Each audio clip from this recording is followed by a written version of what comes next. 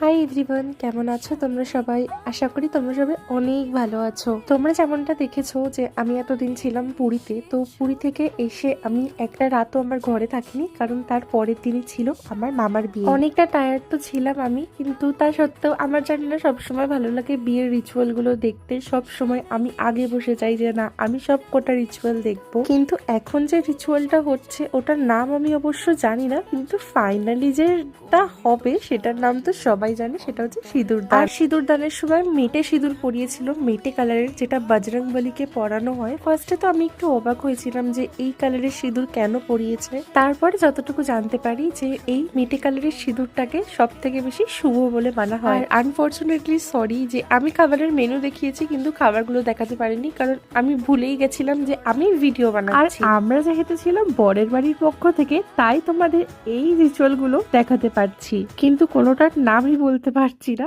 এটা সম্ভবতই পায়ে আলতা দিয়ে, যেটা যাই হোক, এনিওয়েজ। আর এত কিছু রিচুয়ালের পরে তারপরে আসে হচ্ছে দুধ ওতলানো, মানে নতুন বউকে দেখতে হয় যে দুধটা যে ওতলাচ্ছে ওই জিনিসটা। তারপরে এত কিছুর পর আসে হচ্ছে আশীর্বাদ পর্ব।